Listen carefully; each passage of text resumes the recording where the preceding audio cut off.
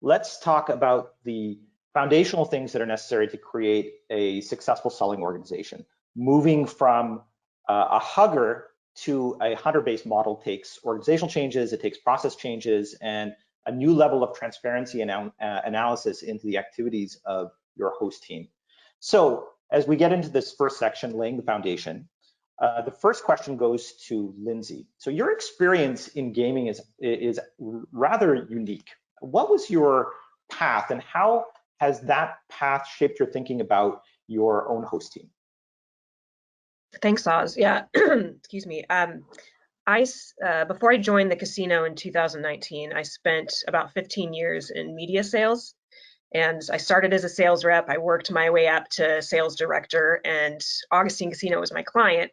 And I think they were interested in having a sales mentality managing their host team. So I understand the way salespeople think. I understand what motivates them.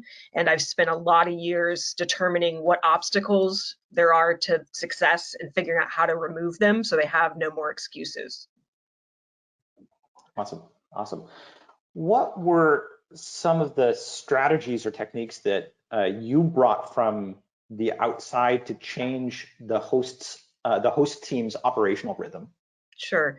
So there were a lot of goals that were set here, but I understand that you need to reward the behavior just as much as you need to reward the making of a goal, so that it helps track and it helps salespeople understand how to get there. So what I did is to take a look at what are the activities and behaviors that we need our hosts to be focusing on, so that we're making our revenue goals, that we're making our coding goals, so that they're getting players from a new player to coding quicker, and then let's track and reward those behaviors, because we know inevitably that's going to lead to our success. And so that's kind of how I took the host incentive plan and kind of flipped it upside down. I'm assuming you had to also make organizational changes there, or was it just primarily you came up with a plan for setting goals for the host team itself?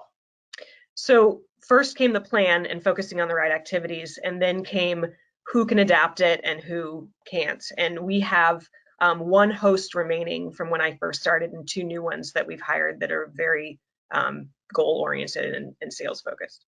How did you track things before? It was a mess. So basically the host, especially for in-person interactions, they'd be carrying a notepad around, and then they'd write it down. And then they'd come back and put it in an email for their shift report. And then they would copy and paste it into a spreadsheet so that we could track it at the end of the quarter. And it was, I mean, imagine the amount of time that takes just for one person. The same was said for phone calls. So there was really no system. And what would happen is, because there was no specific way to do it, they would wait till the last minute at the end of the quarter and try to remember everything they did and log it. And then it was not necessarily accurate. And it was, yeah, I'm wondering how precise was that? I imagine not very. So it was just, they weren't making their goals. And so once we were able to put in place not only the types of behaviors we wanted, how many we expect every day, every week, and then a great way to track them, all of a sudden they're making their goals. So we got them tablets so that they can enter their actions and their interactions right on the floor. And then we used host software so that they can make bulk texts, bulk emails. They log all their calls through there. So not only is it very transparent, but I can see from when a player walked through the door, the journey they had and everybody they talked to and everything that happened before they're coded to a player and become one of our VIPs. What were some of the things that you tracked with your host? Was it like trips, visits, a number of conversations, number of touch points? What were the key metrics that you were very focused on? So the key metrics, because we're really focused on new player development. Their normal hosted players are incredibly important too, but we really need to grow new players, and so we're very focused on interactions with non-coded players and phone calls with non-coded players, and then text, emails, and trips as well. Got it. Okay, so Lindsay is looking at things under a quantitative lens. Nick, you were able to look at things using a more qualitative approach by evaluating a host's communication channels. So you're looking at things like texts, call logs, email, and looking at opportunities to provide coaching. Tell us a little bit more about your approach here. Sure, thanks, Oz. It was a great opportunity. We have new technologies that can seamlessly go through all of your communications, and using it as a coaching tool to kind of make the transition from the huggers to the hunters. I can show direct conversations where they say, hey, you were doing great, this conversation was going awesome, and then you let it go, because they're not thinking of like, how do I crash this conversation into a trip? You know, how do I extend it out another day, or whatever the situation is. So going through kind of teaches the host, like, yeah, okay, like I see what you're saying, like going through it with a sales mentality versus just like the hugging mentality, and then being able to see, like, be able to show them, hey, like this is how much VO you've generated just with this guest alone, and these are the conversations that led to that. It really helps develop the host even more. So it's the key to going through just once a day and just like, hey, looking at the conversations. Sometimes it's like really simple tweaks that they can make, like, hey, just right here, changing the wordage, like nailed it, you know. And then also just for delivering attaboys, you can go through and be like, hey, like you crushed it on that conversation, and way to go. So they always like to hear, and like, you know, I'll showcase them, like send out an email, like, hey, look how awesome this conversation was, and then, you know, you get thumbs up across the board, and everybody's, you know, all gelled and team. So, but yeah, this is complete transparency to let me see everything, and then use that to truly develop them into a sales mentality. It's really been working great. So obviously you've been using the Trio software as a mechanism for helping you understand well, what are the conversations that hosts are having with players, and you're being able to look at not only the text messages that they're having in the email conversations, but also getting into the call logs to actually hear like what it is that the hosts are actually articulating to their players. How's that really like fundamentally changed the way in which you've been able to provide this level of training for your host team? I think a question, a couple different things. One, having them know that I can see what you're doing at the level of accountability, which, you know, not to creep everybody out, but like, I'm watching. So, and also there are times where, you know, it's a lot of times you kind of wonder, hey, how productive is this person? So you can look in and see, like, okay, yeah, you're claiming that you're doing this, and you claimed you called all these people, and I'm seeing on the call log, like, this conversation lasted 4 seconds. Like, I can't imagine this is a very healthy conversation, you know, or one at all. But also you can identify problems with it, where it's like, okay, I can see that, you know, this is what the productivity level I'm expecting to see, but this is what I actually got. What's bogging you down? Like, there's a problem here. Like, so you get that red flag, like, okay, we have a problem that it's not this person's lazy, they're being bogged down with something else. Let's figure out what that is. So just another tool to increase your productivity and just how to maximize your efficiency.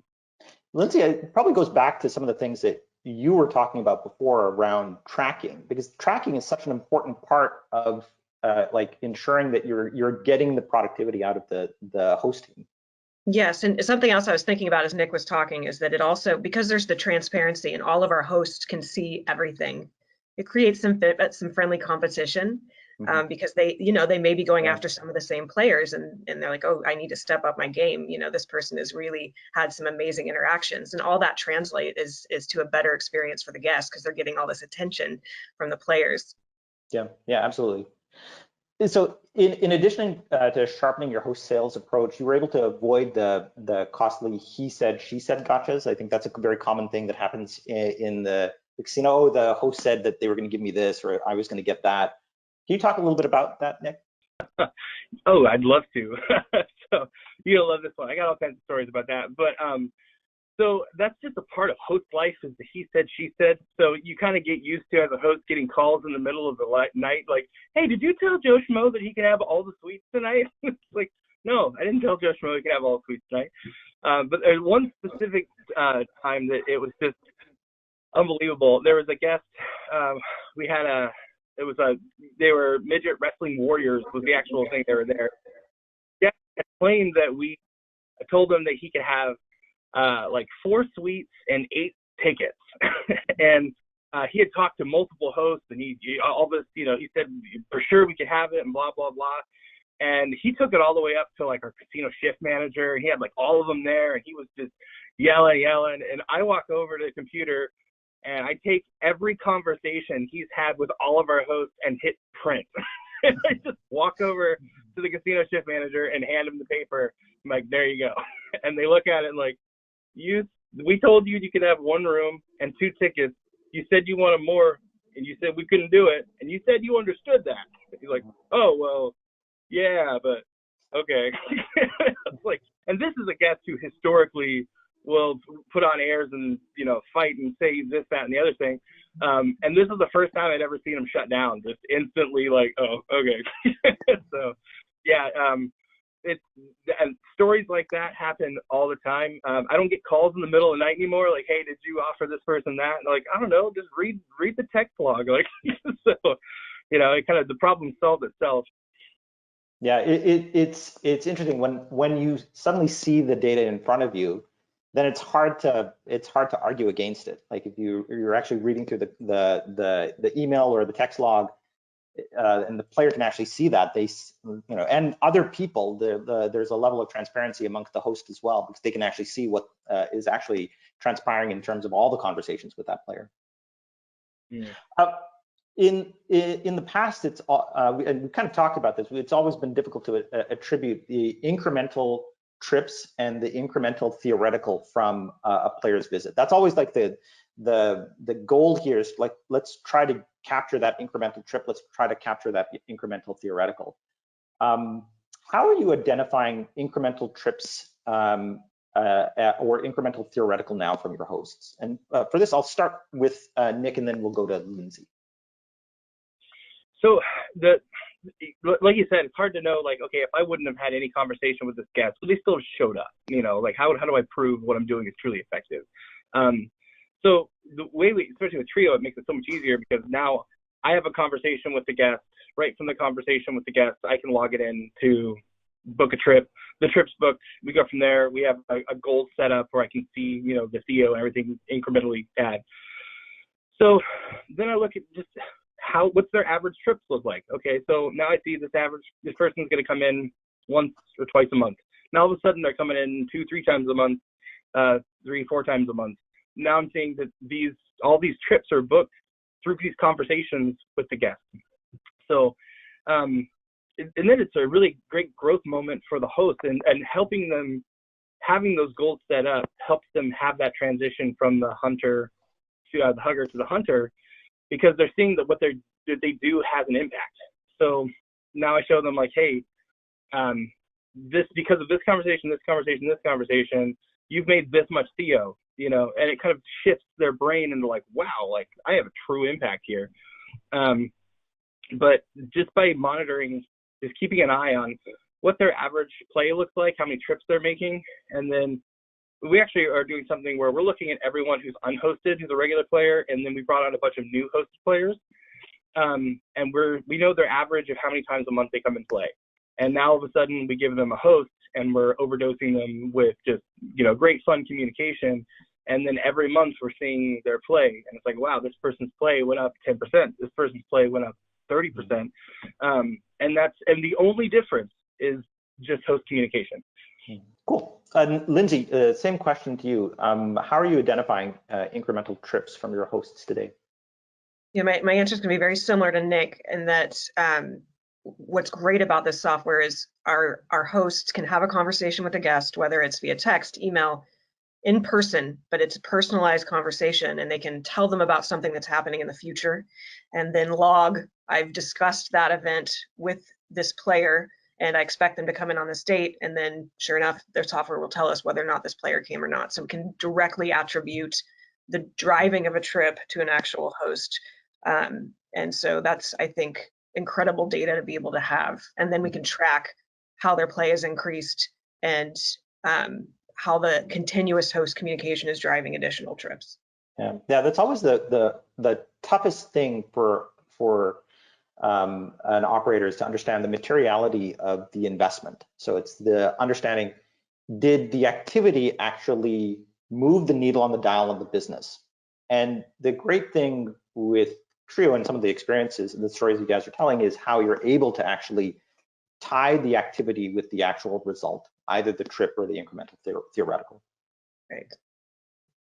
Okay, so now the hosts, we've talked about how they have the right tracking capabilities and the analytics in place and the right coaching mechanisms to support hosts. Now it's time to cut down on the administrative activities and increase the efficiency and the volume of player touch points with better tools to empower the sellers. So now it's really about how do we fuel things up, how do we amp things up to get to greater and greater volume.